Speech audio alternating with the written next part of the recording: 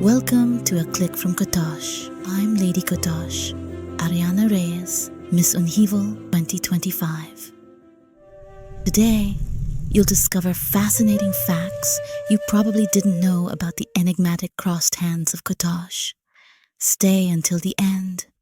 You'll learn where they are today and why they remain a symbol of identity and mystery. When they were first discovered, the crossed hands caused great admiration.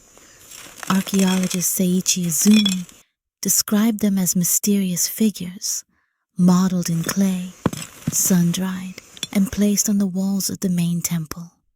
Their exact purpose remains an enigma, though many believe they were part of ancient sacred rituals. They were not stone carvings, but sculptures made of raw clay, sun-dried, and coated with a white plaster that gave them a ceremonial look, but also made them very fragile. That's why the original pieces are no longer preserved in the temple. Only replicas now recall their ancient form. The temple has two pairs of crossed hands. In one, the right arm overlaps the left. In the other, the opposite. This inversion seems intentional, as if it represents balance or spiritual duality in the Andean world. What's most surprising is that the crossed hands are older than the Chavin culture. According to Yoshio Onuki, the temple belongs to the Kotosh Mito phase of the pre-ceramic period, dating back to around 2000 BC. That makes them one of the earliest expressions of Andean religious thought. During the colonial era, Kotosh was seen merely as a huaca, a sacred site, and was looted by treasure hunters. It wasn't until 1934 that Javier Pulgar Vidal identified pre-Inca fragments in the area.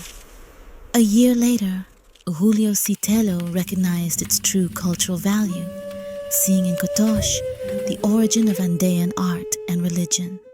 Decades later, in 1960, a Japanese archaeological mission led by Seiichi Izumi arrived at the site.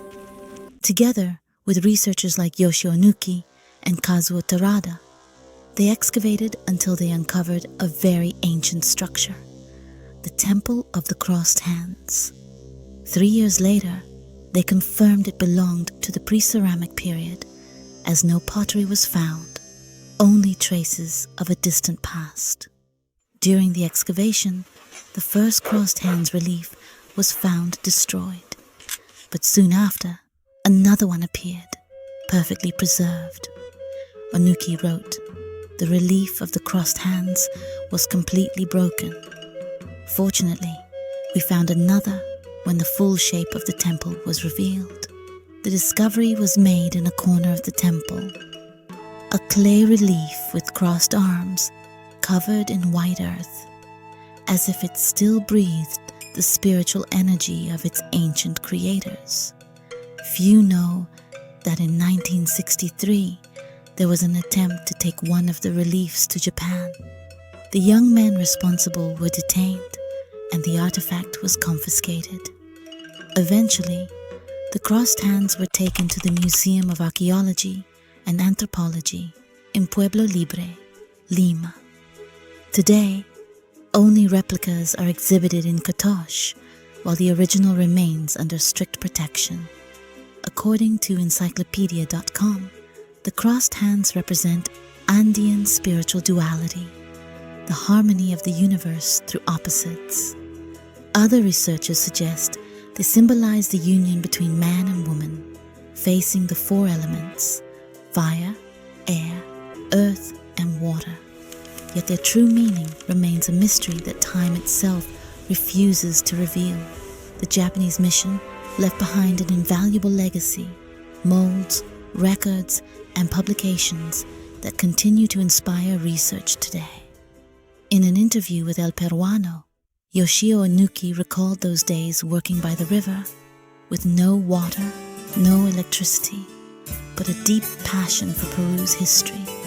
More than 6 decades later, his dream remains alive, that every region in the country may have a museum connecting nature, history, and the future. Thank you for joining me on this journey to the heart of Qatar. See you in the next video.